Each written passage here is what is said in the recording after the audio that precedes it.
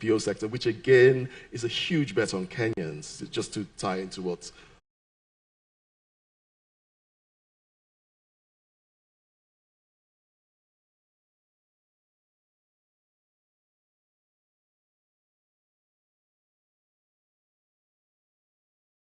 but Kenya has been is a big bet for you. First of all, I'd like to thank you for being here, President Dr. Ruto, President Chapo. It's a privilege to be here, to be part of this, a small part of this story of Kenya. We started as a business process outsourcing firm 30 years ago, and about 13 years ago, we looked at the continent and said, where could we sort of begin our footprint? And what we looked for is trust, partnership, all of the things that people look for at citing sort of a location. The established powerhouses in our business of back office historically were South Africa and Egypt. So those would have been natural locations for us to go to. But what we did is try to look for the what's next. So 13 years ago, we looked for that trusted partnership. And one of the things we do a fair amount of work with the UN, UNEP, UN Habitat. And to be very frank, there's been 60 years of a strong partnership with Kenya and the UN as a demonstrated platform. So we took that and said, this is a place that we'd like to start and be able to start educating our clients that this is the opportunity. And then what we found was what everybody says, yes, Kenyan opportunity, talent, capability. All of those things we found in abundance. But what we find today in 2026, as everybody knows, I'm sure looking at your small screens, we're living in a changing world. Whether that's because we're shifting to multipolar or AI is intervening. Now, where am I going with this is Kenya actually happens to be at a fantastic juncture to be able to position the right talent with AI that can bring Kenyan professionals up the food chain. Historically, back office services, BPO as the industry is called, starts off with data servicing or call center.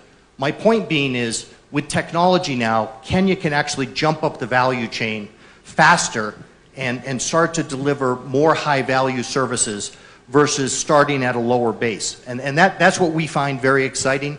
As what I say is we're a 30-year overnight success. We operate in 25 countries, but our biggest footprint and expansion to date is actually in the Philippines, or I'm sorry, in Kenya.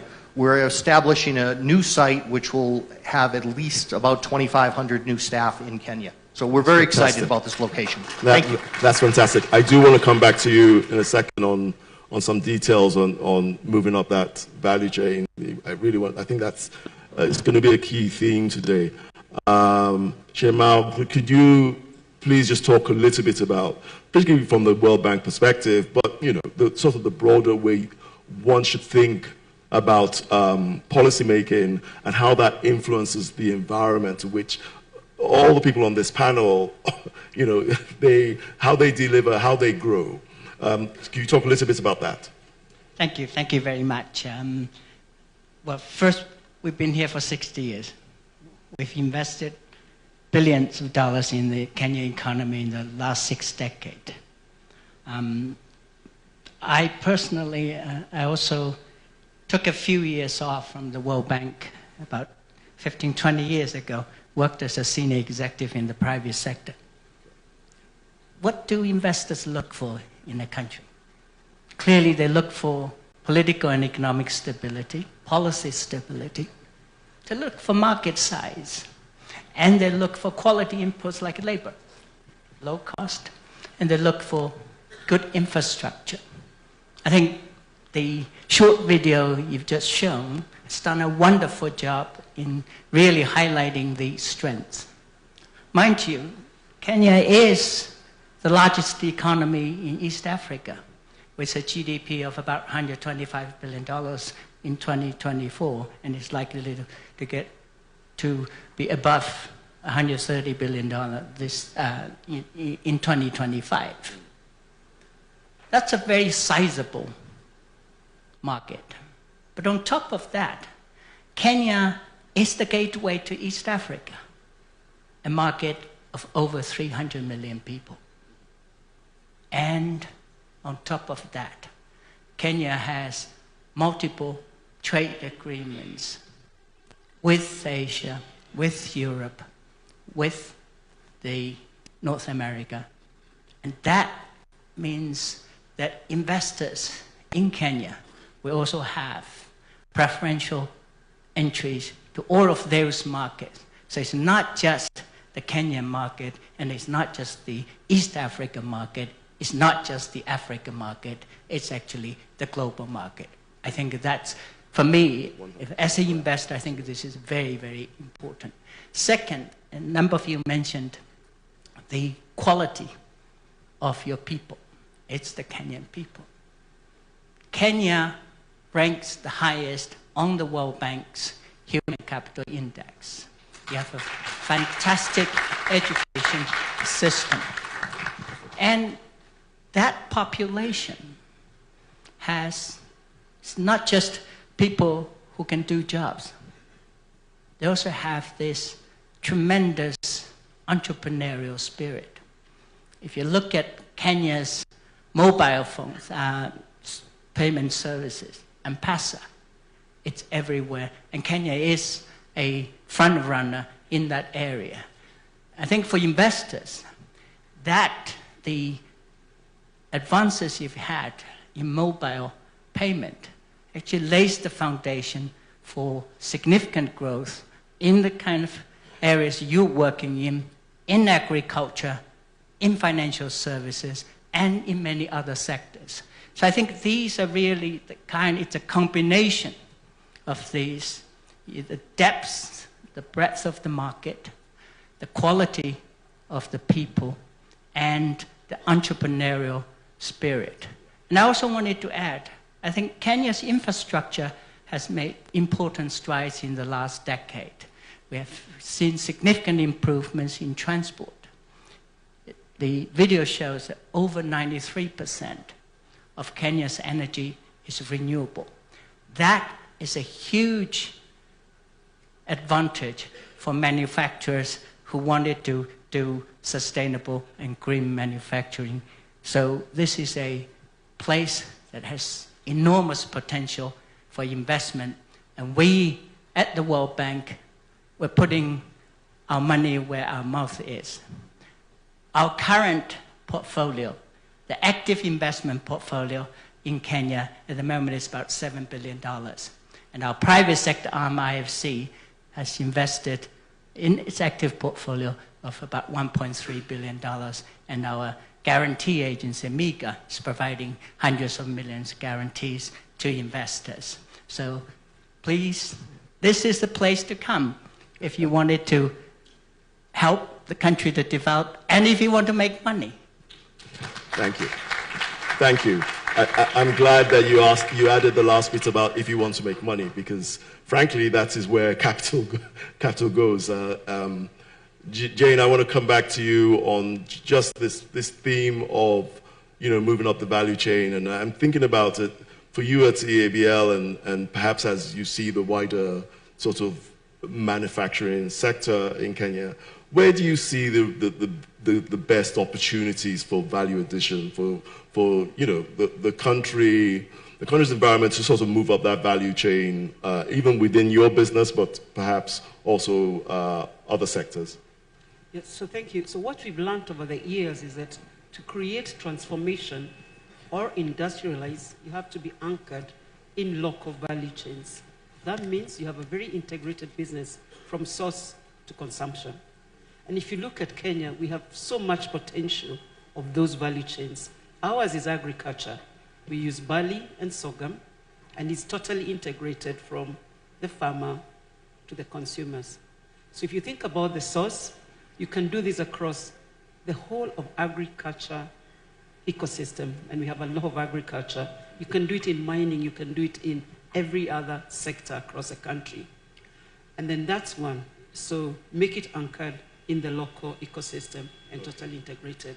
The other one is we have a growing population, and I think my friends talked about it. So every business person coming to Kenya wants to make money. So this market, there's huge margins. There's huge consumer base. We're a growing population with a great youth dividend. And to an external person, there is potential for marketing your products. So there's also local market. The third one is that we belong to all these other agreements. So you can produce here and you have external market within COMESA, within East Africa, and beyond. AGOA and all those other great nations who are buying from us. And then I think we talked about talent. So I think it all comes together. What must underline that is how do we work with governments to ensure that the policies, the regulatory frameworks are supportive of the end game.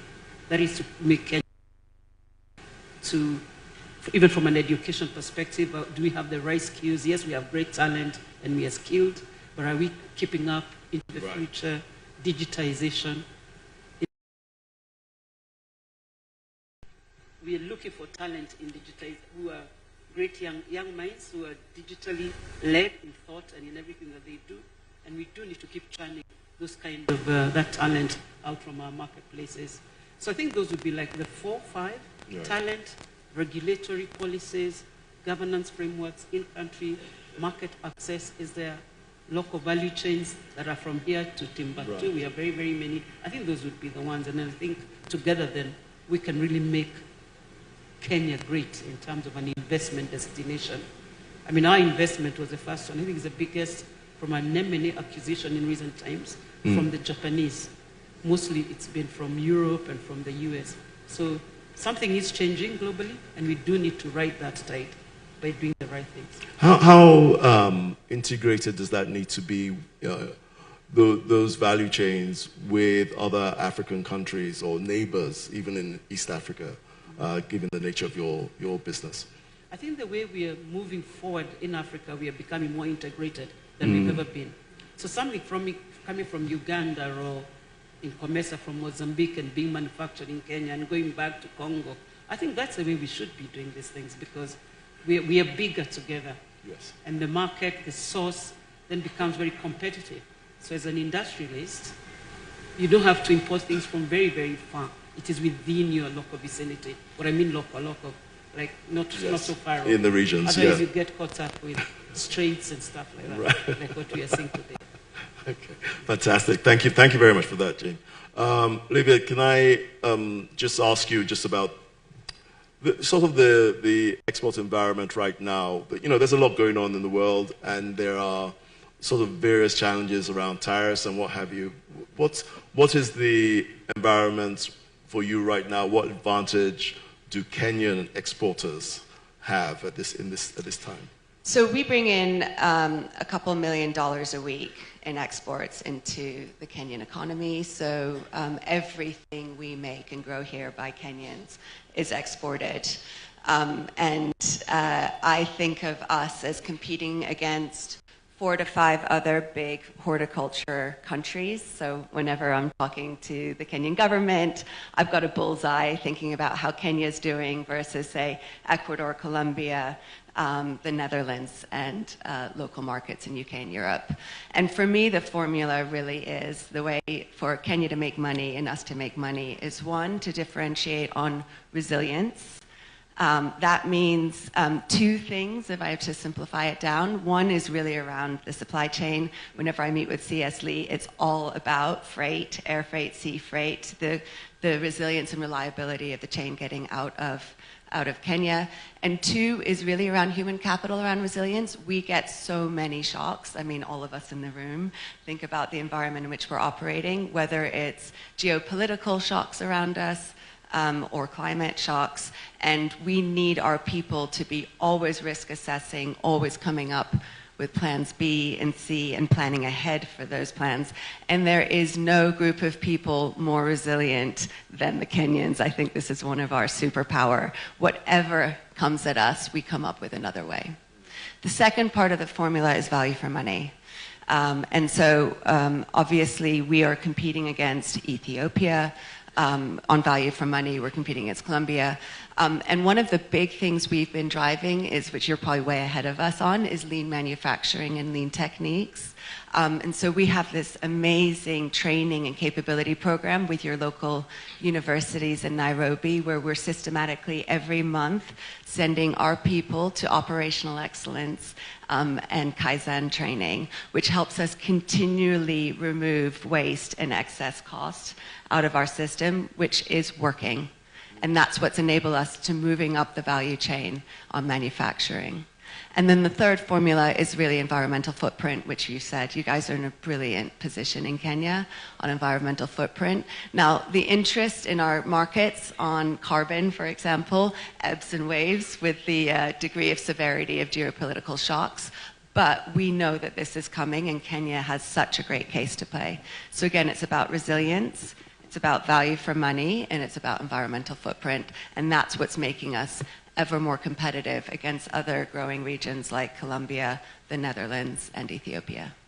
And are you, do you, for your business as well, I asked the same question I asked Jane, which is, you know, how are you seeing any opportunities to integrate on the continent in terms of, you know, for the future of your business? Maybe not today. So we're equally large in Ethiopia. So we don't sell into, for example, right. And we don't, so for Kenya, we don't source from other countries either. So we have a very big operation in Ethiopia as well. So they're kind of, they run separate, but they share ideas. Okay.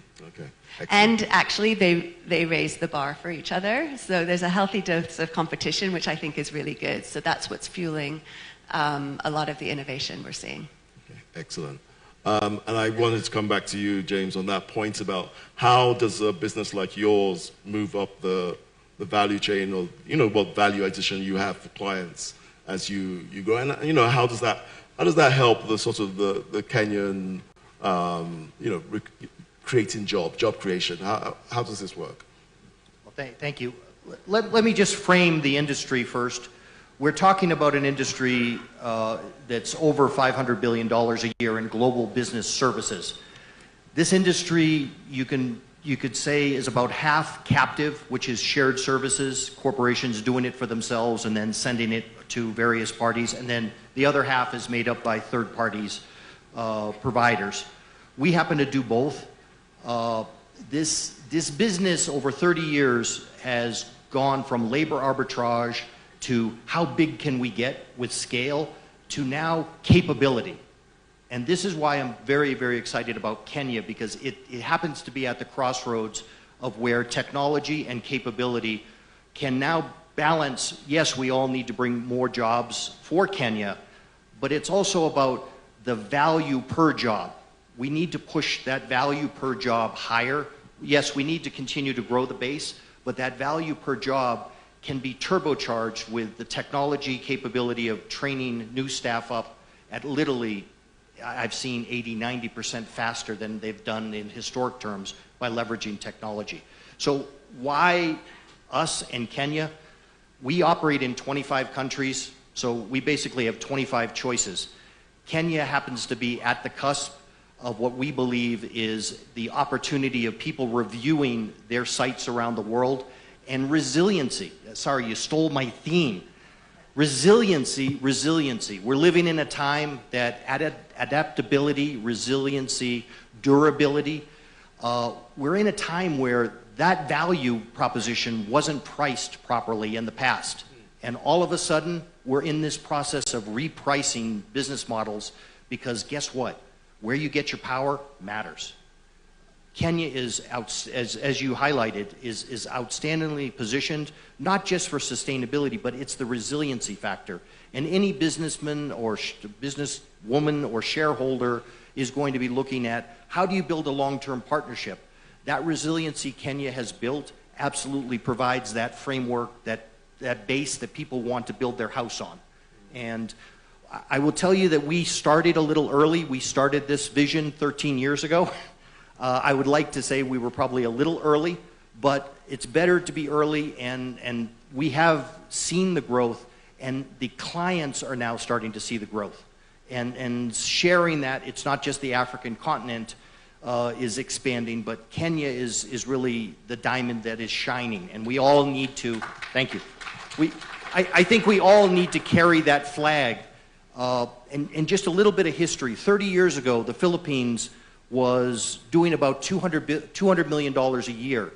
30 years later, they're doing about $34 billion in turnover in business processes. So the game afoot is to be had. And unfortunately, while we started there, they're entering a energy crisis because of the current situation. So one person's crisis is another person's opportunity. And we need to really be looking at how to position Kenya as that safe haven for how do we either start off as a second site and then establish that center for other corporations to put their shared services here. One last point I would like to make is developing second city strategy, being able to take not just what we do here in Nairobi, but intentionally have the government push this second city site out so that we can effectively not just bring impactful jobs, but bring this digital value proposition to the far reaches of the country. And because of the digital backbone, the M-Pesa that's mentioned, the platform is here. We just need to maybe connect on where the business side is going, the industry, and government. Thank you. Yeah, that's a fantastic point about second cities. I mean, a real issue across many African countries. And Shimao, let me also just tack on to that. And what do you think are those, if you like, the priorities this government should have, or any Kenyan government at that, should have in terms of improving the business climate, right? Just we often have these rankings. Lots of people put a lot of value in the World Bank's rankings, but what's the reality on the ground is, rankings are nice, but what are the things that really when you look at the environment, what do you think they should be prioritized? First, let me say first, I think Kenya actually has a quite decent and quite comprehensive policy and legal framework for business. In fact, you have lots and lots of lawyers. What do investors hate? Certainty. They hate inconsistency. They hate uncertainty. For me, I think in terms of what governments can do better, including the Kenyan government can do better, is to consistently implement those policies. So that's number one. I think it's a consistency of implementation, which is absolutely critical. You can have wonderful policies and good regulatory framework. If you don't implement them, it's not going to be very helpful. Or if you implement them arbitrarily, it's going to be extremely harmful. So I think that's really number one. Second, perhaps, is really thinking about the type of policies that can help you to actually reduce the cost of doing business. The inputs we talked about, right? I talked about Kenya's advantage in renewable energy. But the cost of your energy is actually relatively high compared with other countries. So I think having policies in place that can help to reduce the cost of energy, having policies in place that can help you to reduce the cost of transport, the logistics side, and policy can help you to promote competition. Now, as an individual business, many of us, we don't like competition. We all want it to be monopolies. But as an economy, we actually wanted to have a competitive environment so that it can continuously drive costs down. So I think it's that type of policies that's going to be really important. We talked about the many advantages Kenya has. But competition is not just with yourself. Competition is with other countries. Other countries are also constantly improving their business environment, constantly reducing their cost. So I think that what that also means is that you need to continuously reform your systems, making sure you are always at the forefront in terms of policies so that your businesses, your investors can get the lowest cost for energy, the lowest cost for transport. At the same time, they're quality and reliable, right? And they can get skilled labor force also at relatively low cost. Thank you, thank you, thank you. I'm not sure how we're doing for time because I have, should wrap it up? Okay, I've got the universal wrap it up sign. This has been an excellent conversation, and I have not just enjoyed learning from you, but I just wanted the top themes, the words I heard most often. Number one was resilience, really the resilience of Kenya in terms of creating an environment in which businesses and investors and capital can come to and grow and generate profits. I really like this theme about consistency of policy, not just in having great ideas, but also consistently implementing them. So one person doesn't get one deal, another person gets another deal. You know, the level playing field is just incredibly important for investors. And third, and I think was the most important, was the Kenyan people. You know, everyone on this panel talks about this. It's key to how this country develops and grows. And, you know, frankly, it's key to the way all African countries will grow. But it's important, while we're in Kenya, we you know, sort of pay homage to that, because I don't think we do that enough about our respective countries. And I think that it's a really important point. But please join me in thanking this excellent panel. Thank you for your time.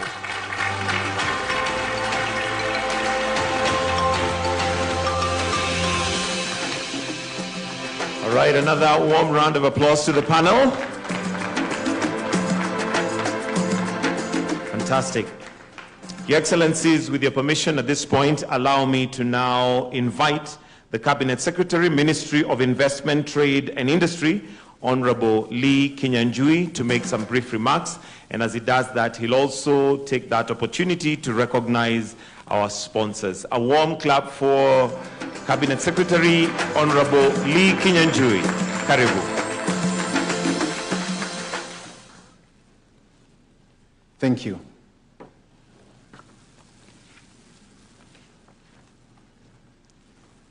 Your Excellency, President of the Republic of Kenya, Dr. William Samoei Ruto, our chief guest today, His Excellency Daniel Francisco Chapo, the President of the Republic of Mozambique, our Prime Cabinet Secretary, ambassadors and high commissioners here present, distinguished investors from around the world, ladies and gentlemen, good morning.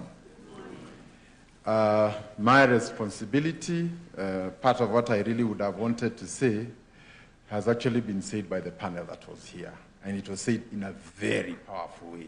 So I request you to join me in thanking them for that testimony. And I think the best testimony is one that comes from the business people and not the government. So I really want to thank them for the journey that we've walked together.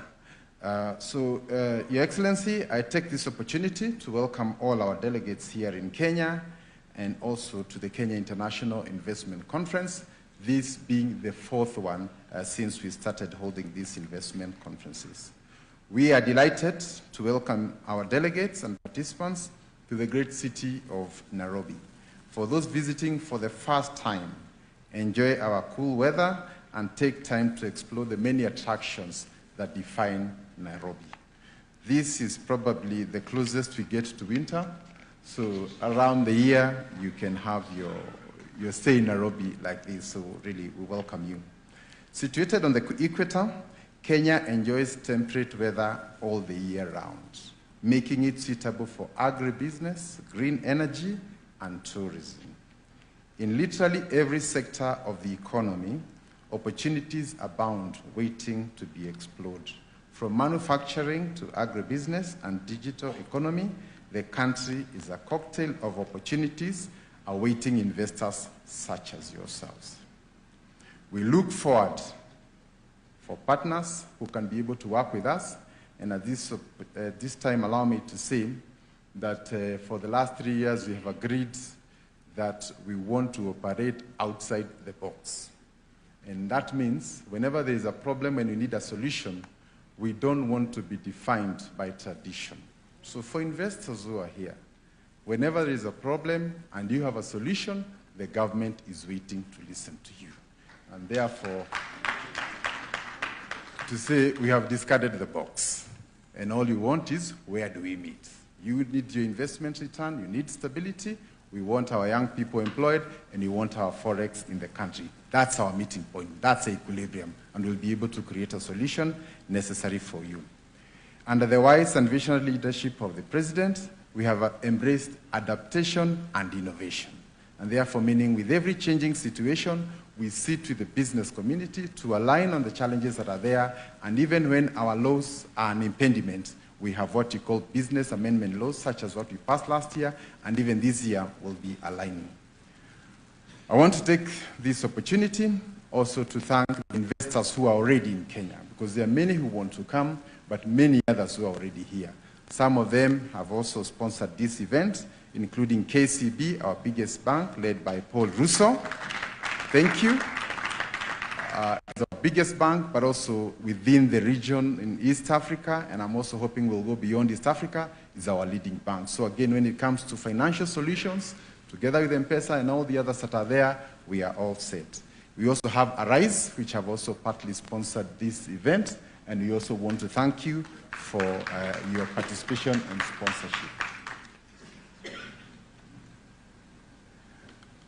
Your Excellency, allow me also at this time to say that we have also come with our cabinet secretaries and also our principal secretaries, because the real business conversation will happen after the formal opening. So we will have very serious conversations around ICT. And to that effect, we have the Minister for ICT, William Kabogo, who will also be leading the session in the breakaway. Mining, which is also our big sleeping giant, and where we also have a lot of hope, and I'm glad that a good number of the investors who've come here want to know what you're doing in the mining sector. We have our Minister, Ali Hassan Joho, will also be leading that session. You have also heard that we have a very vibrant young population. And your typical taxi driver will speak good English, is most likely a post-secondary school education, and the guy leading that section is our Minister for Public Service, Cabinet Secretary Ruku, who will also be here to explore some of those issues. So with those few comments, Your Excellency, I also want to take this opportunity to welcome, just for 1 minute, Paul Russo, to say just one word before we can be able to go to the next session. Welcome, Paul. Thank you.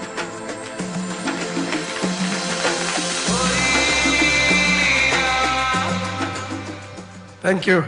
Your Excellency, I will stand on all protocols already established. 3 things, Your Excellency. And the first one might come out as cheeky, but I think, Your Excellency, you'll forgive me. We've seen the transformation from Kenya Investment Authority to Invest in Kenya as public sector. It's not just that video. Your Excellency, I know you are the front person on investment in Kenya, but I think Invest in Kenya team with the ministry has done an amazing job. I can confirm, Your Excellency, that we actually, it used to be one-stop shop, but we are seeing one shop. And why do I say one-stop shop? It just used to end there, but we can see deals as bankers, and we are converting deals, Your Excellency. So thank you so much for the transformation that has happened in that unit. Secondly, Your Excellency, I don't need to talk about KCB 130 years in this country. At the core of every development, we are catalysts. And Your Excellency, recently with AfriExim, we signed the financing for Vipingo. You had one of the panelists talking about the second city. Vipingo is actually reality to getting the second city conversations, Your Excellency. So $300 million with AfriExim to ensure that Arise project kicks off. Finally, Your Excellency, from a banking perspective, we've seen interest rates coming down, but we've also seen that we are taking a bet on this country, and it's paying back, Your Excellency. So I'm one of those people from a financial institution that will say, when you invest in Kenya, it pays. But I'm also challenging private sector and government entities to find ways to work together to accelerate that transformation. I submit, Your Excellency. Thank you.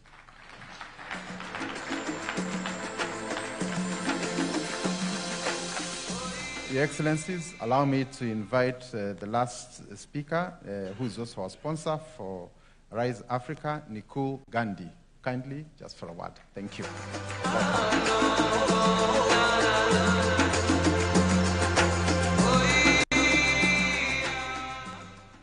Your Excellency, kindly allow me to begin with the already established protocols. Good morning, ladies and gentlemen. I stand here on behalf of the Arise Group, which is a Pan-African developer of special economic zones, logistics parks, and ports across the African continent. Over the last 15 years, we've been able to develop these projects across 18 locations in 18 countries in Africa. But I want to specifically mention that our investment in Kenya is going to be by far the largest investment that we have done so far in the history of our company. So thank you very much, Your Excellency, for the opportunity. We are developing 3 special economic zones to begin with, and 4,500 acres of industrial land that is going to be provided for enabling manufacturing and developing the logistics and trade framework within the East African continent. And we stand proud that over the next 3 years, we will be investing as a company over $3 billion in Kenya, only to enable the growth for the economic value that we are going to unlock as a business. What I see today is a theme of resilience. And I come here from Dubai in UAE, which is probably facing one of its most challenging situations. But it is the resilience and the resolve to provide a safe, secure, stable solution that is keeping investors still stay put in that country. So I would certainly provide the same resilience for all of us to come together to overcome the challenges that we have. And today in the panel, people spoke about what investors are looking for. So beyond economic stability and beyond the political or the geo advantage of what Kenya offers, Your Excellency, and with your permission, I would like to address to all the government officials in the room. Capital is looking for stable, and especially for manufacturing companies, they are looking for enablers in the form of power tariffs. They're looking for enablers in the form of corporate structures in terms of taxation. They're looking for policy framework that enables the unlockment of key sectors and also import subsidies where there is unlocking of great potential to develop over 100,000 and millions of jobs. We, as an endeavor with Arise, are looking to create over 500,000 jobs in the next 5 years. And with Your Excellency's leadership and guidance, we hope that coming together in partnership with Ken Invest and with many other companies here, we will be able to achieve what we are set out for. Once again, thank you very much for patiently listening. And Your Excellency, thank you very much for your leadership. And Ken Invest, thank you for having me here. Thank you.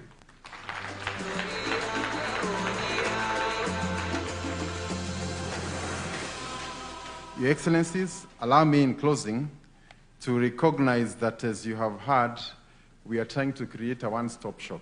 But that one-stop shop is mobile today. So we've come here with literally the whole government. We have the PS for diaspora, Rosalind Jogu, and I'm saying this because after this session, these are some of the people who may be critical in whatever decisions you want to make. So Rosalind, kindly, she's here. We also have Harry Kimtai for mining, PS Abubakar Hassan for investment, Juma Mkwana for industry, and PS Abdi Razak for research. We also have energy, Alex Washira, and we also have Muthoni for health and Betsy Jagi. So I think the whole government is not just a one-stop, it's also a mobile one-stop, and we are here today. So I want to thank you all. And lastly also, we have governors, because our country also have 47 counties. And this is where the last mile is in connection to investment. And I want to salute the county governor of Embu here, Cecily Mbarire. Thank you. So for investors interested in that area, kindly you're welcome. And also from Uasin Gishu, B. Jonathan. So thank you very much. So we are hosting this together with the county governments, and also we invite you to have that interaction. With those few comments, it is now my great honor and pleasure to invite our Prime Cabinet Secretary, His Excellency Musalia Mudavadi. Kindly let's welcome him with a clap.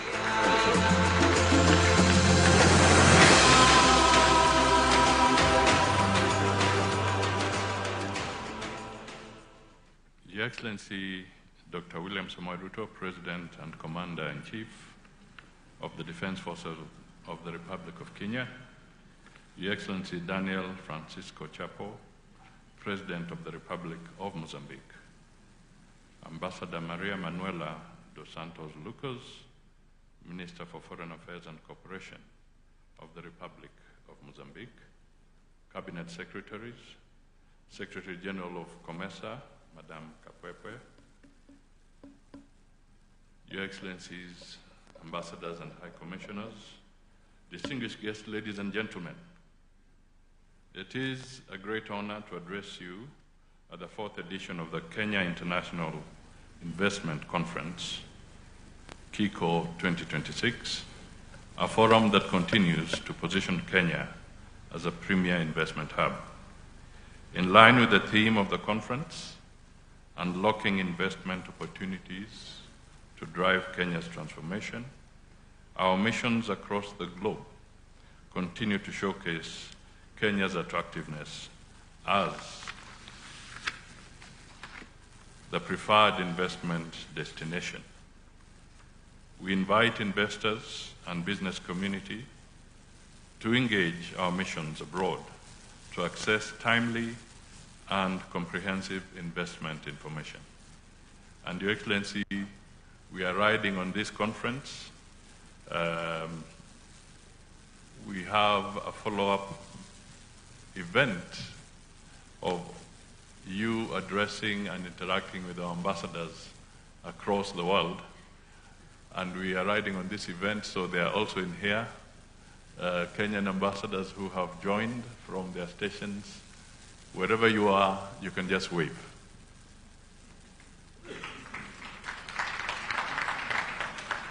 Thank you. This is a very strong showing. Your Excellency, we are gathered at a particularly profound moment in global affairs when the Middle East crisis continues to adversely impact global and regional economic outlook as logistics disruptions and expected global oil shortages become a reality. This calls for proactive strategies such as today's conference, as well as accelerated intra-Africa partnership, including African Continental Free Trade Area, so as to ease stress from external and domestic shocks. In this regard, as a member of the East African Community and standing among the first countries to ratify the African Continental Free Trade Agreement in May 2018, Kenya continues to champion deeper regional economic and investment cooperation. And Mr. President, nobody needs to remind us that you are the champion on behalf of the continent for the African Continental Free Trade Area promotion. Notably, the strategic, innovative, and investment solutions will contribute to inclusive growth and social prosperity for our people, enabling us to realize the government's bottom-up economic transformation agenda priorities. Finally, I commend the conference organizers for creating a platform for all stakeholders, partners, and participants to deliberate on how to stimulate investments in Kenya, thus highlighting our country's contribution to regional and Africa's shared prosperity. It is now my distinct honor to invite His Excellency, the President, to deliver his address. Ladies and gentlemen, can we be upstanding for the President of the Republic of Kenya?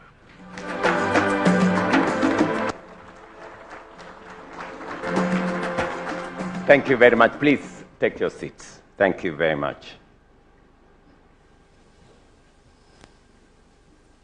Your Excellency, my brother Daniel Francisco Chapo, the President of Mozambique, let me, on behalf of the people and government of Kenya, welcome you to Kenya, and in a very special way, thank you for honoring my invitation for you to participate in this very important investment forum. Distinguished investors, ladies and gentlemen, I welcome you all to the home of human origins and, and the origin of wonder. Wherever you come from anywhere in the world, you do not visit Kenya. You simply come home. So welcome home, karibuni nyumbani. We have gathered here this morning for the 4th edition of the Kenya International Investment Conference 2026, a platform designed not only to unlock and drive Kenya's transformation, but also to advance the progress of our region and the broader African continent. We meet at a moment of great consequence, defined by profound disruptions and growing uncertainty, from shifting geopolitical alignments to economic volatility and latest developments in the Middle East. The global landscape is becoming ever more complex and unpredictable.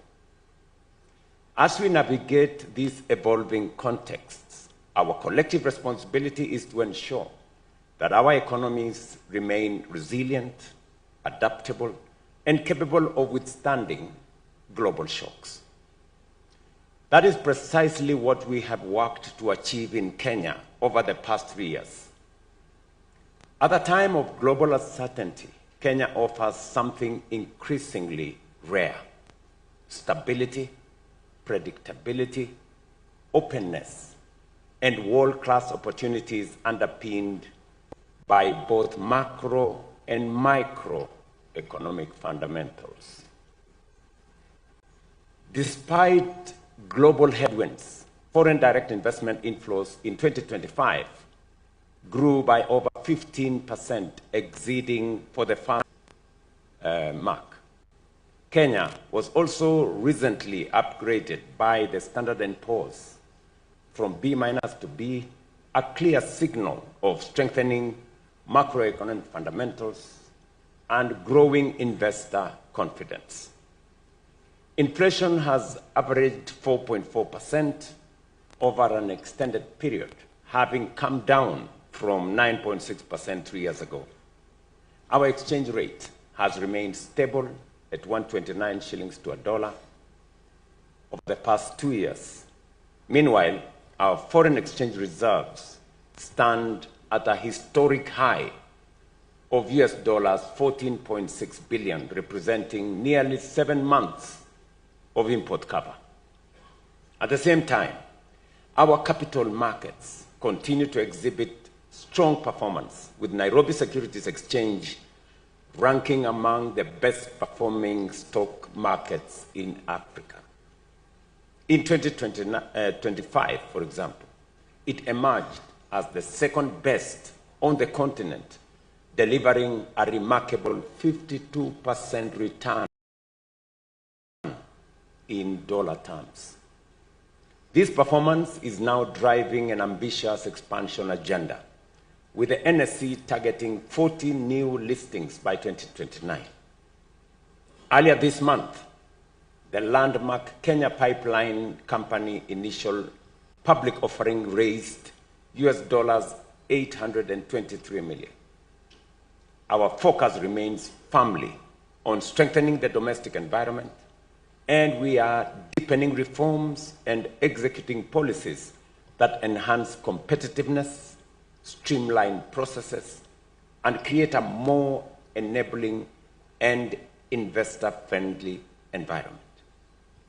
These reforms include zero-rating VAT on exported services, tax reforms that allow corporates to offset verified tax claims against future liabilities, and the removal of the 30% domestic equity requirement for ICT companies, thereby unlocking significant new investments into Kenya's rapidly expanding digital economy. Through our one-stop investment center, investors now access seamless, world-class facilitation services. By the end of this year, 2026, this platform will be fully digitized, enabling permits and licenses to be secured entirely online, reducing costs and improving efficiency for our investors. Ladies and gentlemen, with a population of about 55 million, Kenya is far more than a domestic market.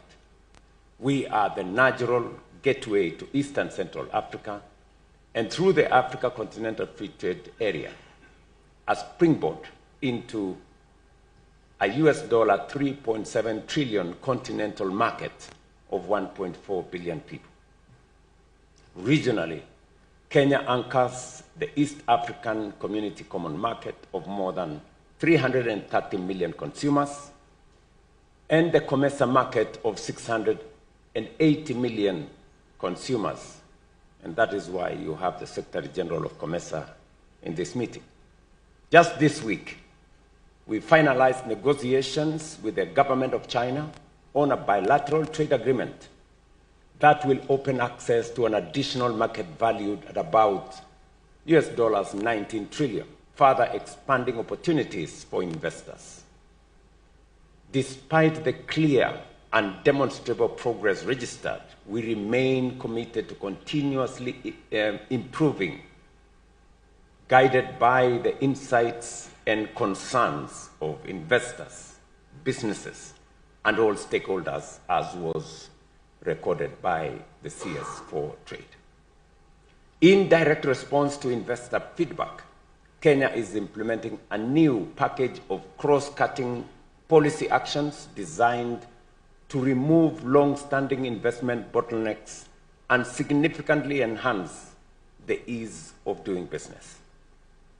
We are strengthening tax administration by introducing VAT refund mechanisms for export-oriented firms and providing greater certainty in transfer pricing frameworks, thereby improving liquidity and predictability for our investors. I remember a very special case with my good sister who spoke from the flower industry here, when she did mention to me when we had an investment conference in London about the challenges they were facing, and that if we did realign with their request, they would enhance their investment in Kenya. And to their credit, when we did what they asked, when we did whatever they asked us to do, the CS Trade was in Naivasha to launch their expansion of almost 2 billion shillings. And so, when my Minister for Trade says we are working with stakeholders, business, investors, as they make suggestions to us, we align with the requirements of the market. We're also improving energy competitiveness through ongoing tariff reforms and expanded power generation, ensuring more predictable and cost-effective electricity for energy-intensive industries. At the same time, we are streamlining industrial incentives by aligning our export processing zones and special economic zones into a more coherent, transparent, and investor-friendly framework. These reforms are being reinforced by broader regulatory improvements, including the fast-tracking of the Business Laws Amendment Bill 2026 and the introduction of the Invest Kenya Bill, which will reform our 2004 Investment Promotion and Facilitation Act to establish a unified, modern framework for investment facilitation, faster approvals, and enhance aftercare services. We are also strengthening international investment frameworks by accelerating double taxation avoidance agreements, modernizing bilateral investment treaties, and providing greater tax certainty and cross-border investor confidence. Distinguished investors, I thank you for your continued and demonstrated confidence in our economy. That confidence is already delivering real outcomes. And listening to the panelists who are here this morning, I was almost tempted to say that I have nothing useful to add. I think they said more than I will ever make in my statement on the situation in our country. And for those of you who read social media, I would encourage you to listen to the panelists more.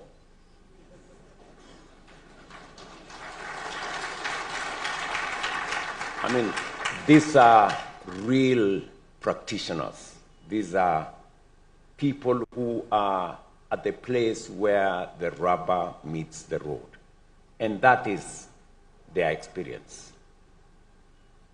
That is not to say that we've arrived. It's not. And that's why we will continue improving. We will continue doing what we must do.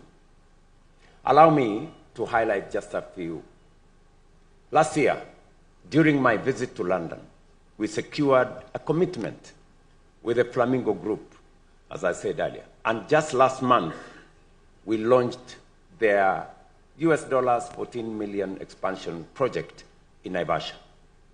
From the same engagement in London, both Bupa Health and Lloyds of London have since established operations in Kenya. Early this year, Mars Wrigley expanded its sugar-free gum operation within Kenya with a US $33 million investment in Athi River, while Coca-Cola scaled up its bottling manufacturing facility in Kisumu with a US $45 million investment. At the same time, we have secured a US $150 million investment from UAE's Aquilastar in electric and hybrid vehicle manufacturing in Nakuru County. We have many more such examples, and it is for this reason that today we are unveiling more than US $2.5 billion in 20 investment deals across agriculture, manufacturing, ICT, business process outsourcing, healthcare, energy, and real estate.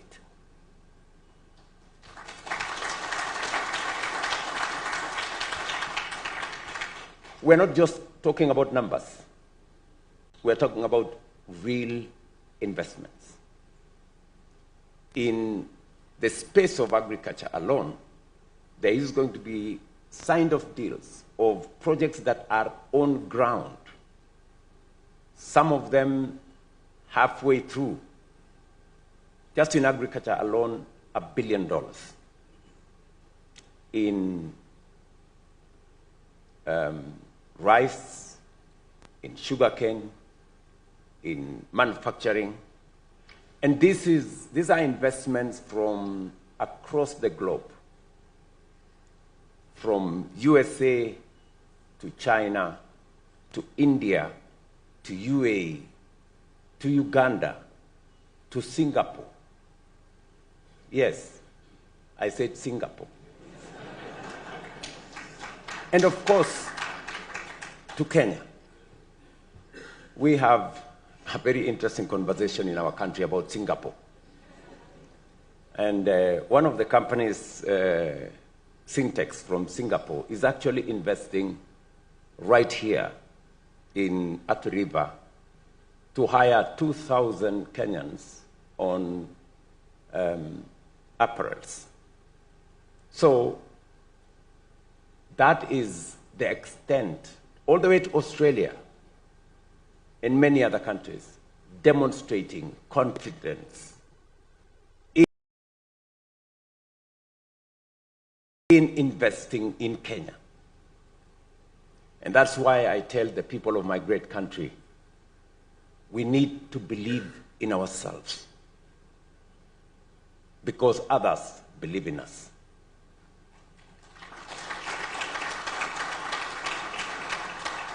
The majority of these investments are already at advanced stages of implementation, with several already breaking ground. Collectively, they will create over 63,000 quality jobs for Kenyans. To further support investment decisions, the government has developed that brings together Kenya's most promising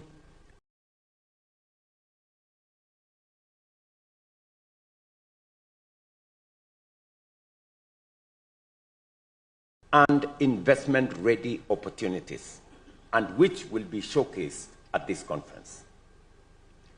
I think for a while,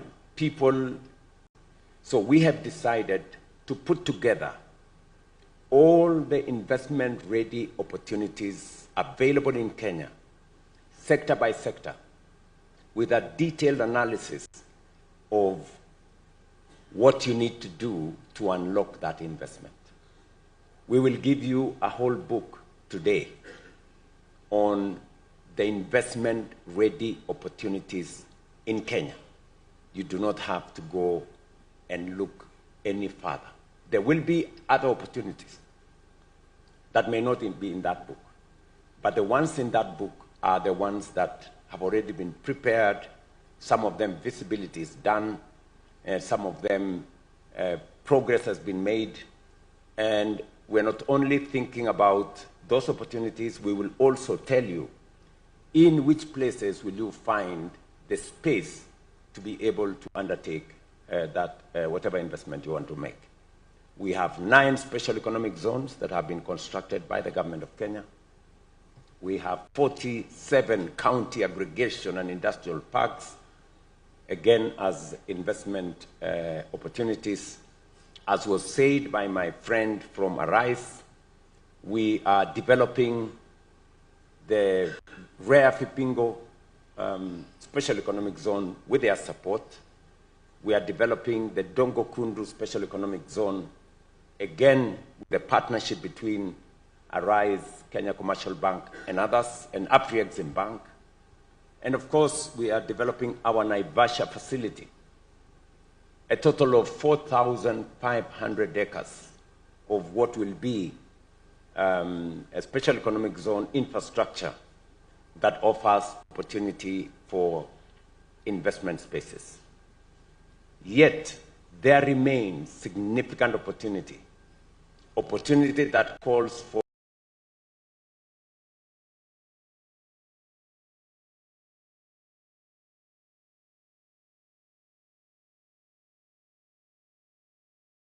your partnership.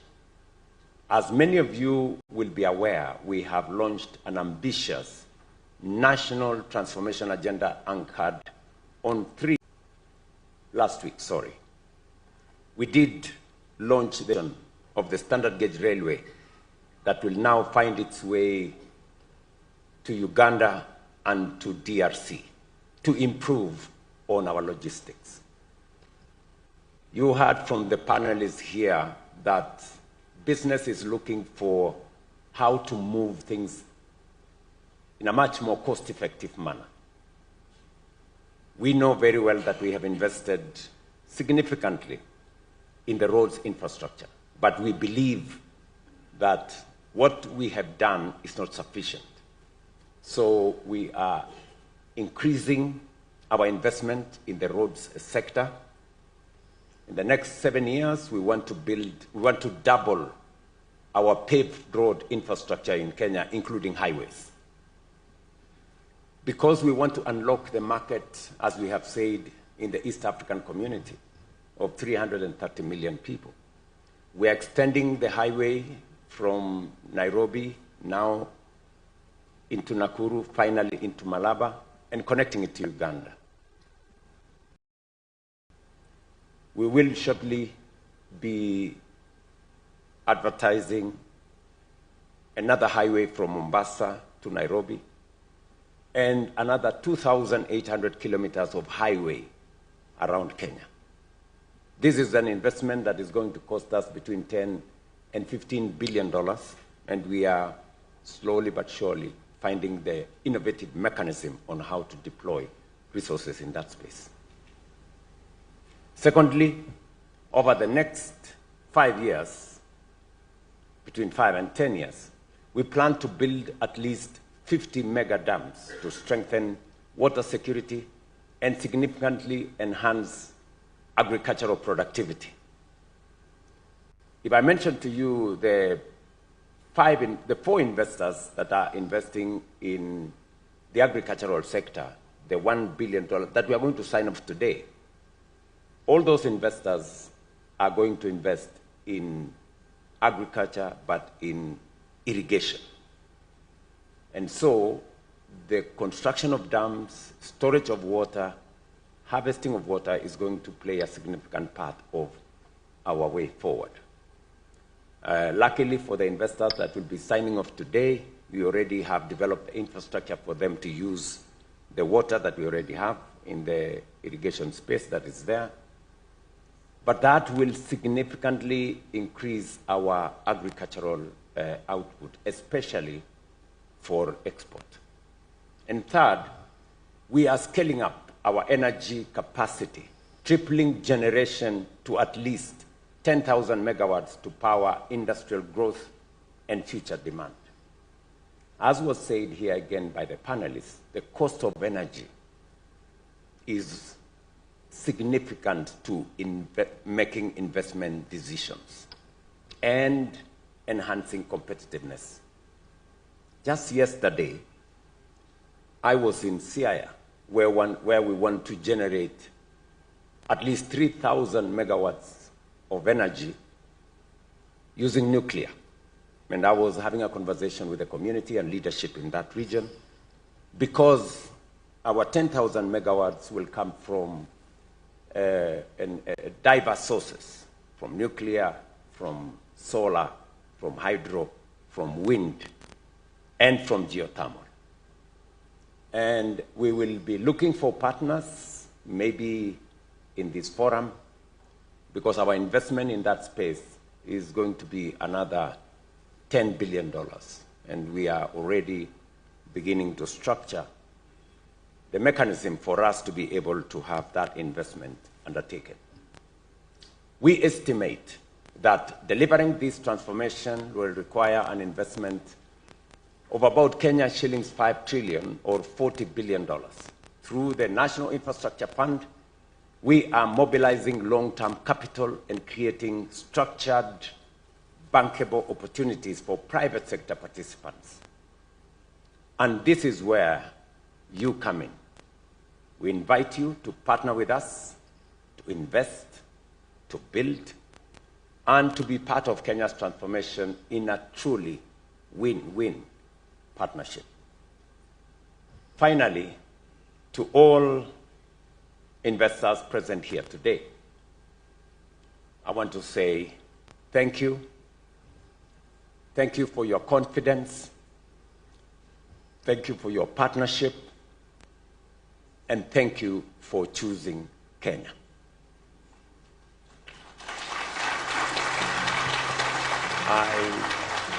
I assure you that Kenya is ready and open for business. And I look forward to engaging with you together with my team from the different actors, from mining to industry to investment to agriculture, and to all the other spaces. I was specifically touched by our friends from ADEC, an American firm, who has identified Kenya for what it is, that we have the best human capital you can find anywhere in the world.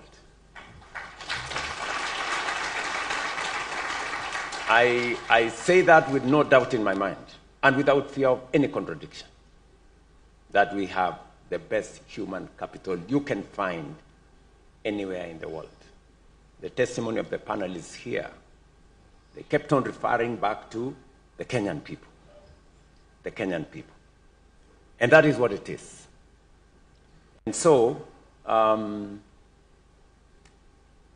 it's not by default that the Kenyan people is central to the development of our country and to the investment climate that we have as our country. It's because we have consistently invested as a nation in our human capital. 30% of our budget every year goes to education, training at all levels. We've just increased in the last 3 years our education budget by $1.5 billion in the last 3 years. We've hired 100,000 teachers more into our classrooms, expanded learning spaces by 23,000 classrooms, and developed a new funding model to make sure that our colleges and universities have adequate resources to sharpen our human capital. And from a policy point, I want to assure you that the jewel of our investment, the Kenyan human capital, will continue to receive the Kenya government's attention and resources for us to make sure that we don't lose that competitive edge that comes with investing in our human capital. I think it has also been said by investors here that stability is critical to investors making decisions. Stability in policy, stability in every other field. And we will continue to work with investors to make sure that we are predictable, that we continue to manage the space responsibly. And because of the discipline that we have introduced into the financial space, we can now confidently tell investors they can repatriate any of their profits anytime, in whatever manner they want, because we have the resources. I can tell you confidently, we have the dollars, we have the resources to make sure that none of you gets stuck with whatever you want to do in our country. And we are doing this for the long term and for the long haul. So to all of you, again, let me say thank you very much for choosing Kenya, and we look forward to working with you. God bless you. Thank you.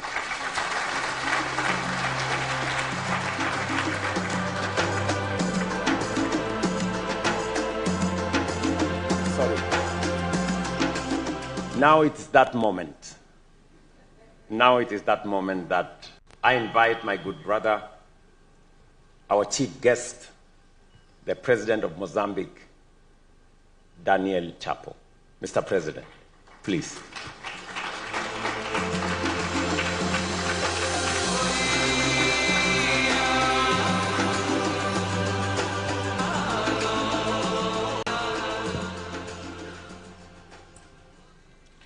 Good morning.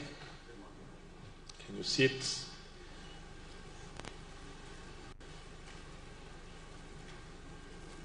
You know that my official language is Portuguese. That's why I will do my speech in Portuguese. and we have translator here. And after it, in a few words, I'll explain it in English. Sua Excelência, Dr. William Samuel Ruto, Presidente da República do Quênia, meu irmão, my brother, senhores membros do governo das repúblicas do Quênia e de Moçambique, aqui presentes, distintos líderes de empresas e investidores, caros convidados, minhas senhoras e meus senhores.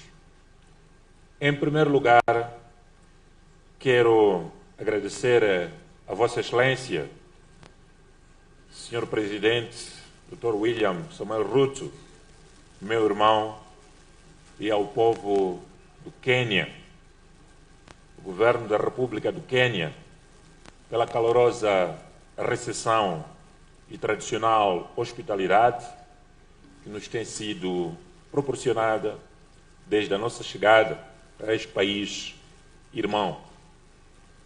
E eu, em particular, quero agradecer por ter indicado um ministro que tem a minha altura, 2 metros de altura.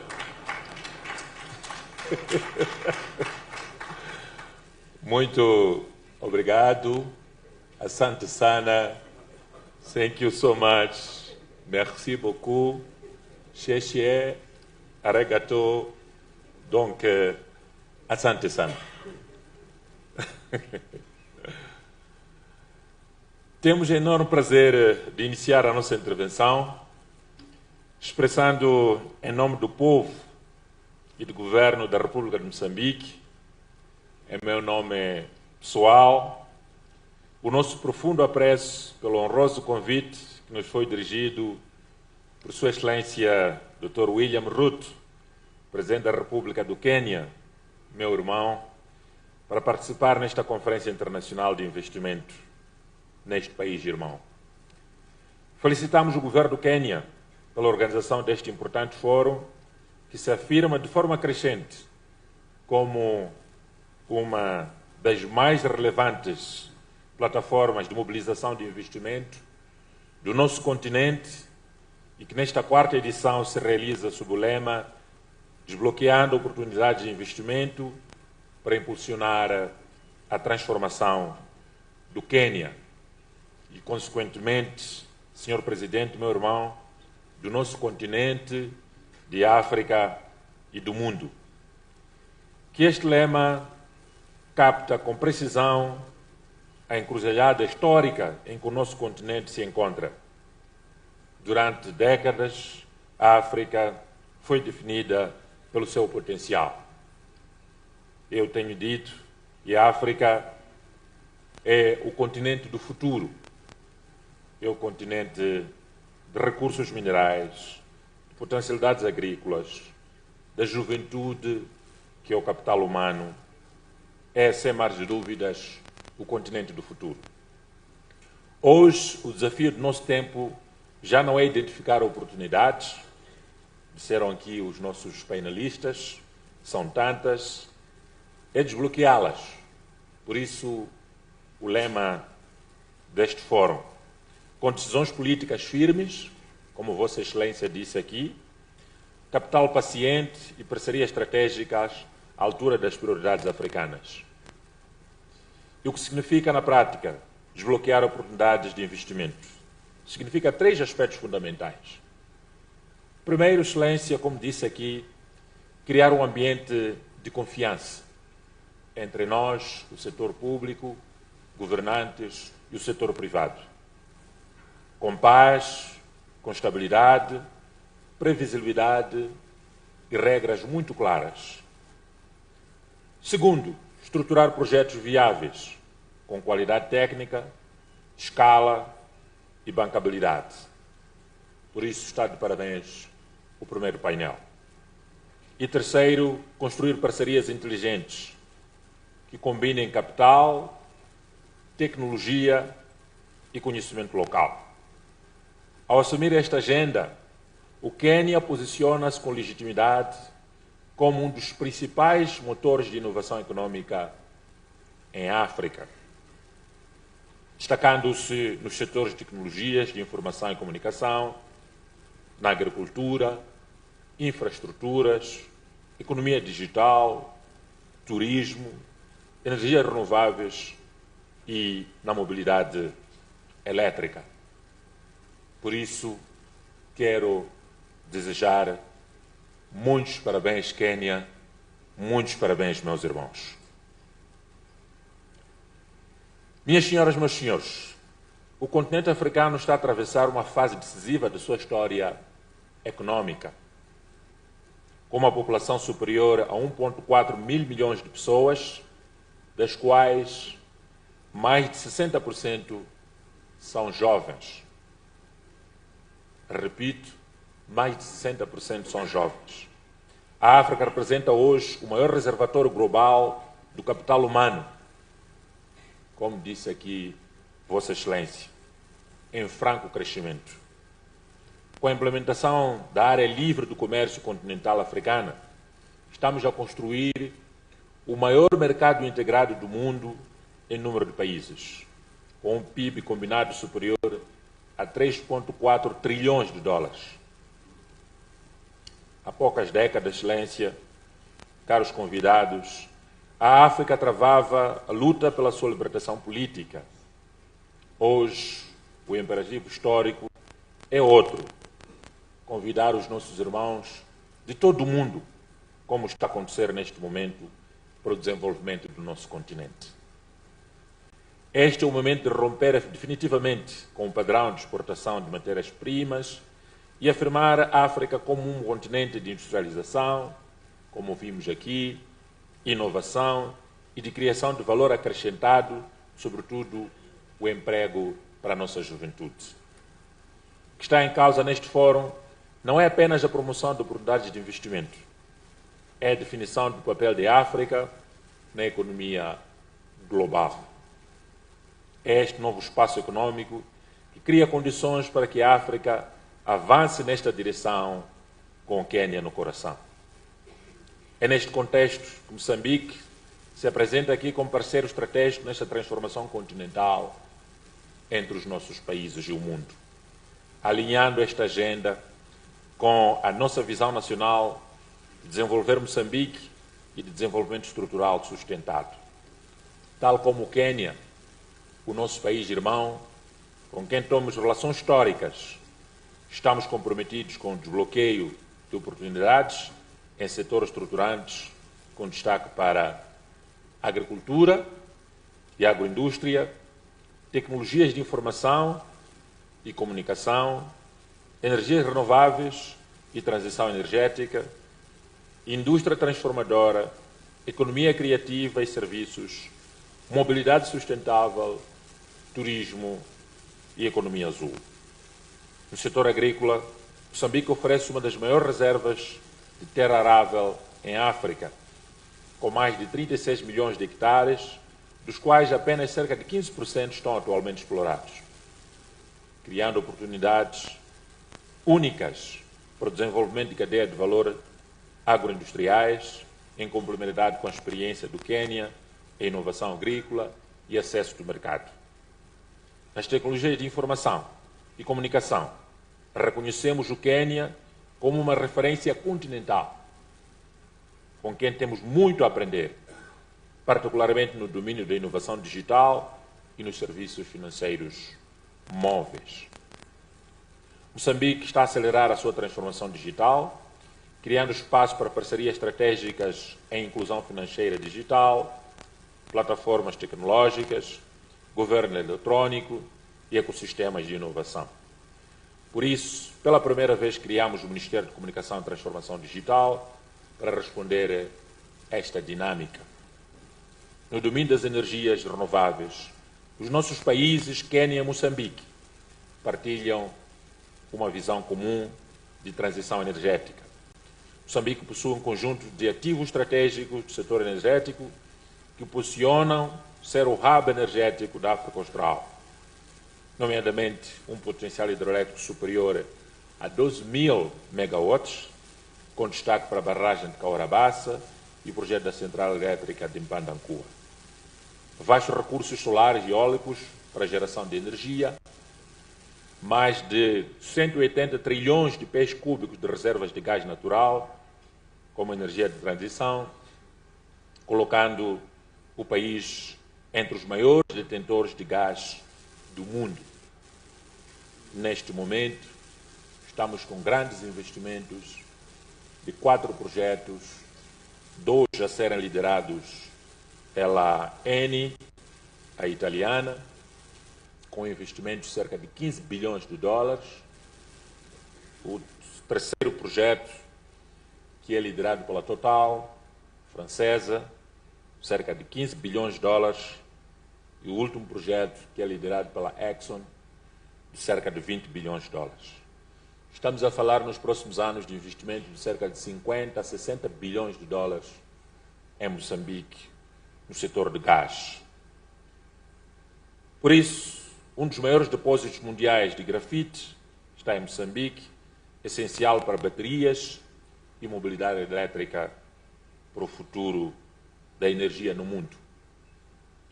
Este posicionamento permite-nos não apenas garantir segurança energética, mas também apoiar o desenvolvimento de novas indústrias, incluindo a mobilidade elétrica e a produção industrial de baixo carbono.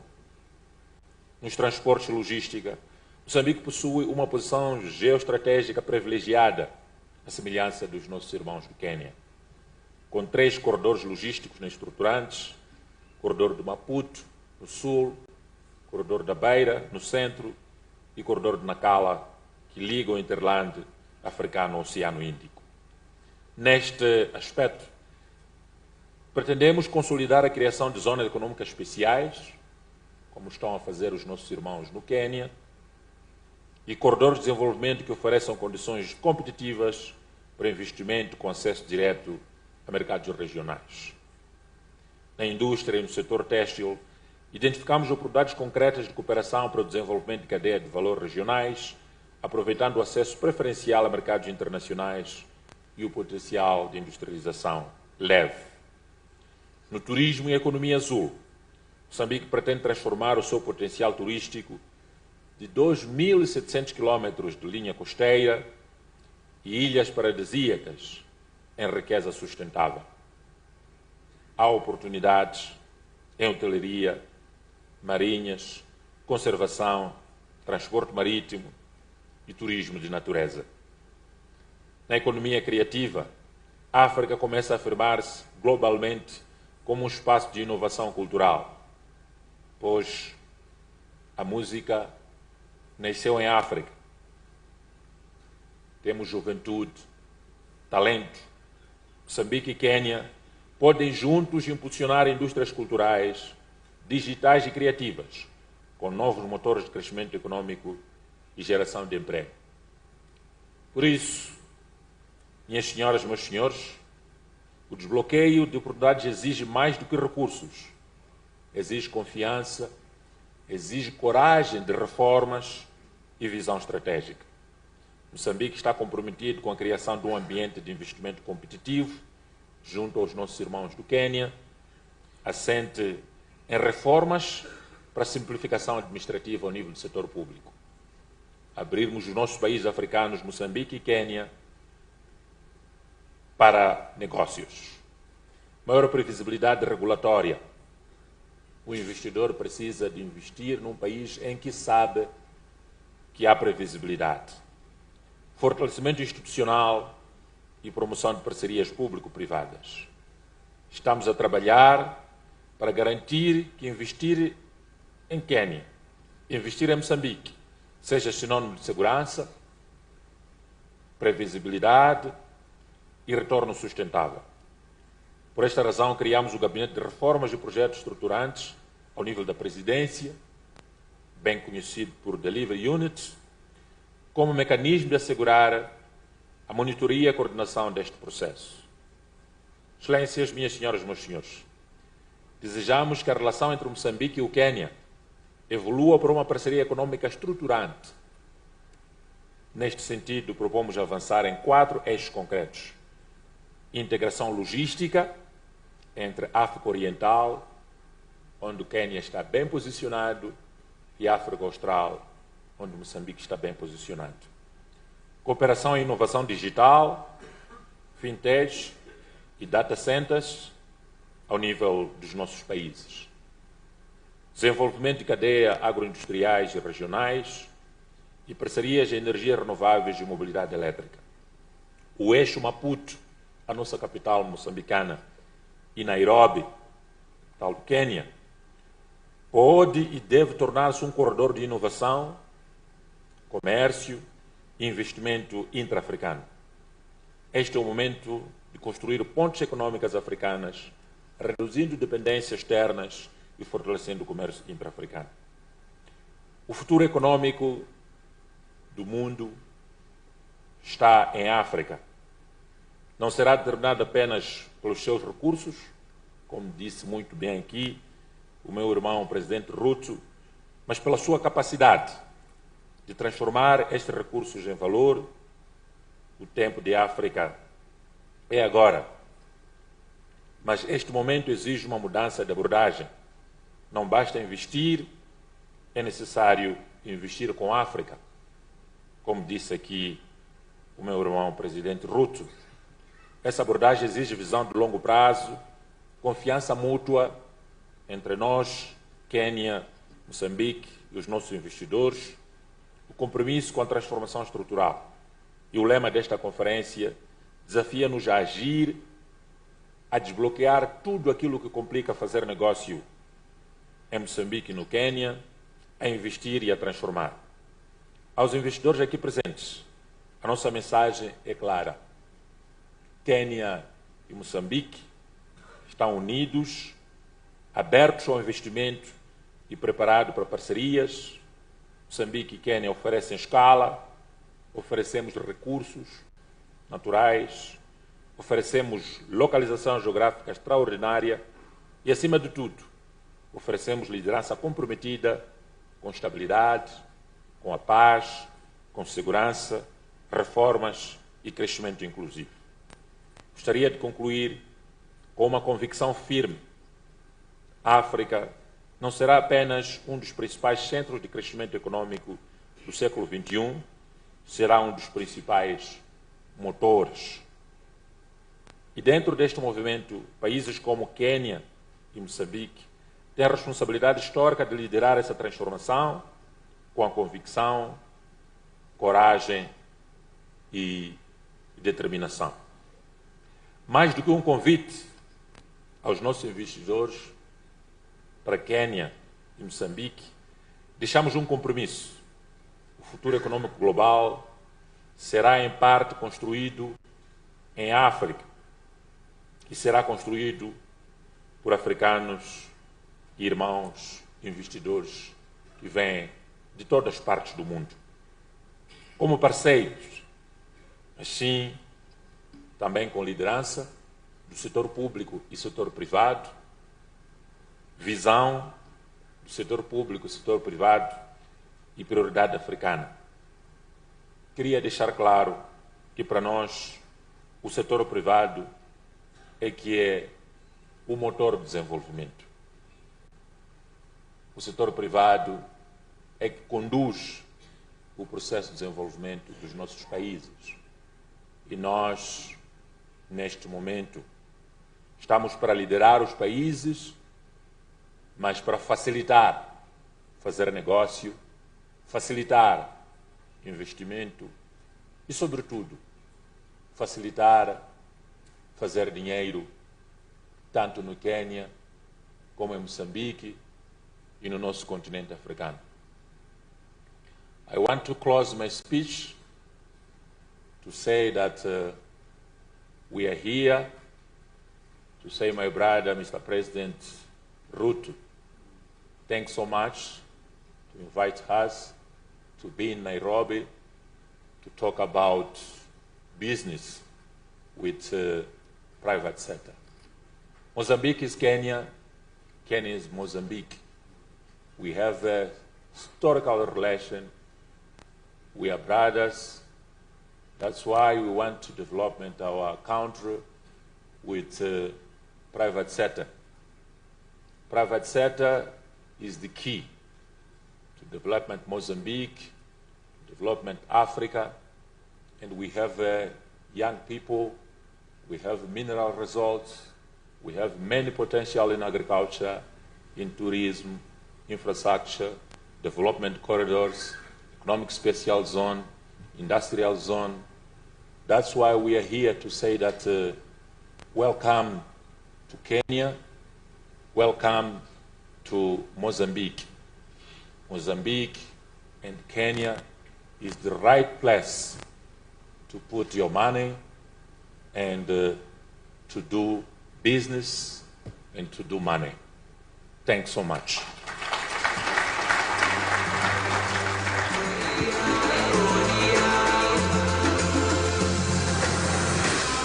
Another round of applause for both the heads of state for wonderful statements. May I request that we briefly take our seats? Kindly, let's take our seats. With your permission, Your Excellencies, we'll now transition to awarding of some certificates. And just to give us context of what the investments are all about and how that is, and the categories that are there, allow me to invite the Principal Secretary for Investment Promotion, Mr. Abubakar Hassan Abubakar, purely just to give us context before we progress to the award ceremony. Let's give him a clap as he's coming. Welcome, sir. Your Excellency, sir, as you have underscored in your speech, Kenya, under your able leadership, today formalizes over US $2.9 billion in investment across 20 strategic deals in 7 sectors, spanning both new investments and reinvestments. On the Kenyan investment map, these investments are landing in 10 counties and sourced from jurisdictions including Singapore. This is indeed sending a clear message to the investment community out there that Kenya is open for business, safe for business, ready for business, and we mean business. Ladies and gentlemen, I now invite you to turn to the screens as we highlight the 20 investment deals. Across the nation, new partnerships are taking shape. Industries are rising, and the world is investing in Kenya. Today, Kenya highlights 20 strategic deals from 9 countries across 7 sectors, together representing more than $2.9 billion in investments. In ICT and BPO, ADEC Innovations is establishing a knowledge process outsourcing and ICT services center worth $10 million in Machakos County. In energy, through its Malindi Solar Expansion Project, Globelec will be investing up to $70 million in additional solar power and battery energy storage in Kilifi County. RVL Healthcare is channeling $50 million to specialist oncology care in Nairobi County. Bounty Management Global DWC LLC is injecting $60 million into hospital development. And Balma Healthcare is investing $200 million in healthcare and pharmaceutical infrastructure in Uasin Gishu County. In agriculture, Blue Skies Holdings Limited is injecting $12 million into mango processing and export.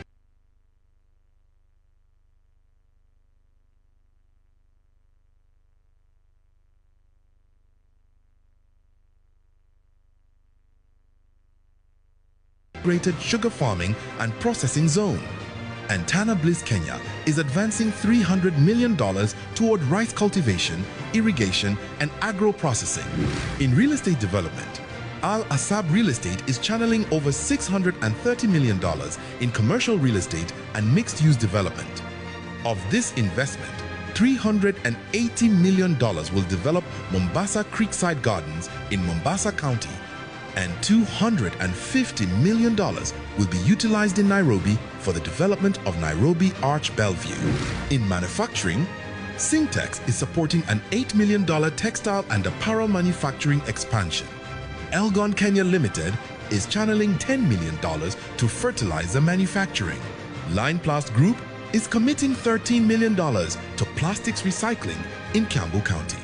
Milliglass SEZ Limited is investing $25 million in glass bottle manufacturing. MMP Industries is driving a $25 million bioethanol manufacturing initiative in Bungoma County. Lucky DJX is investing $65 million in solar and textile manufacturing. Fullcare EPZ is rolling out $100 million to medical garments manufacturing. And Defki Group is investing $370 million in clinker manufacturing in Kitui County. In mining, Bururi Project by NGX Australia is channeling $350 million in the mining sector in Kericho County. Together, these investments are expected to generate more than 63,000 jobs in manufacturing, real estate, agriculture, healthcare, energy, mining, ICT, and BPO, driving growth across 10 counties and building the industries of the future, supported by government agencies and county governments. This is global confidence. This is strategic partnership. And this is investing in Kenya.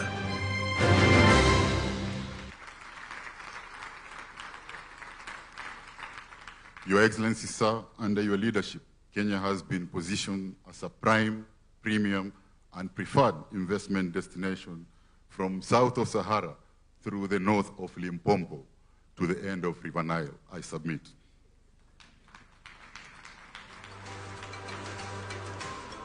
As mentioned, we'll have two categories that are going to be recognized. The first category, Your Excellencies, with your permission, is those that represent high-impact investment and reinforce Kenya's position as a regional hub for high-value services and industrial production.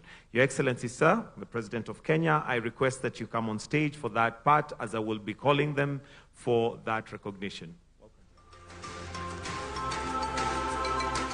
And to start, we'll start with Mr. James Mao, CEO of Syntex, and this is the manufacturing and textile apparel. If you may just come forward for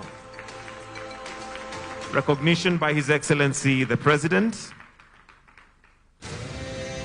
Next, let's have Mr. James Donovan, CEO, ADEC Innovation. After the handshake, I'll request you come this way, sir. Come, if you may, yes, you may come this way. Next, let's have Mr. Bimal Kantaria, CEO, Elgon, Kenya.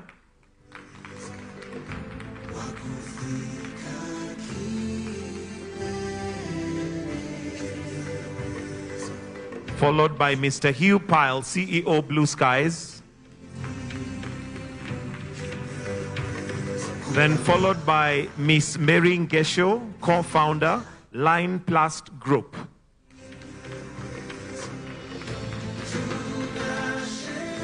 Followed by Mr. Rajesh Savla, Director, MMP Industries.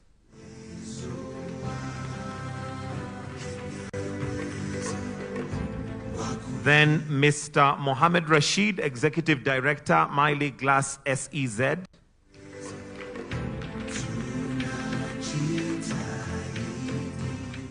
Followed by Leela Prasad, CEO, RVL Healthcare.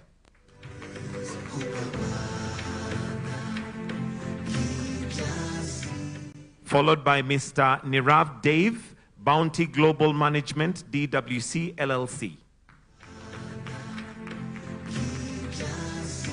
And the last in that category is Mr. Chen Xiang Chang, CEO, Lucky DJX.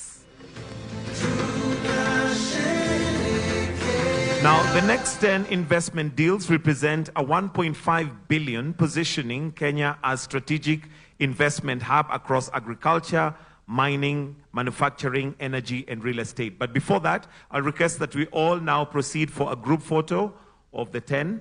If we may just go back and arrange ourselves for a group photo before we take our seats. 5 on one side, on the left, and 5 on the right. You can have the lady next to the president for gender balance. As I can see that it's a very testosterone-filled group. Thank you. You may now take your seats. Your Excellency, the next 10 investment deals represent a 1.5 billion positioning of Kenya as a strategic investment hub across agriculture, mining, manufacturing, energy, and real estate. And I'll start with Mr. Edward Walsias from Globelec. Kindly. After the handshake, please proceed to the extreme left, just like we did with the other team. Followed by Mr. Wu Jianfei, CEO Full Care EPZ Limited. Mr. Wu Jianfei. Let's also have in tow Mr. Koima Lagat, CEO Balma Healthcare.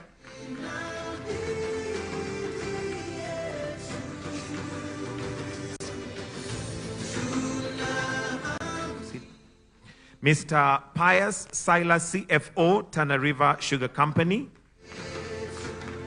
And I hope I pronounced it right. In Kenya, we call him Pius, but I understand it's Pius, depending on which school you went to. Then followed by Dr. Sambavisa Rao, Executive Director, Tana Bliss Kenya Limited. Then representative of Sukari Industries Limited. And in the manufacturing of sugar processing factory. Followed by Mr. Peter Fox, Executive Director, Bureri Project by NGX. Then Mr. Narendra Raval, Chairman Devki Group.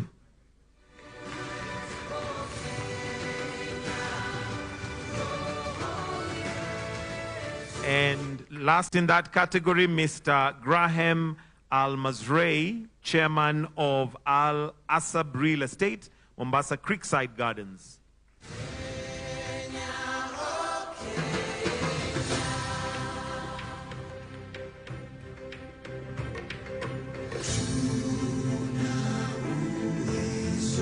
Then I'll humbly request that we all now come in for the group photo. So 5 on this side, 5 on that side. 5 on each side. And at this point, I'll just say behind every man, there's a strong woman, because I can't see any ladies there. So there must be some very strong ladies behind all these men.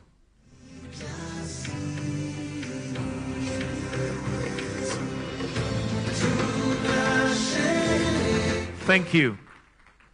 That brings us to the end of this session, but I'll request that we end with the 2 anthems. We'll start with the Mozambique national anthem, followed by the Kenyan anthem. So let us all be upstanding as we now come to a close with the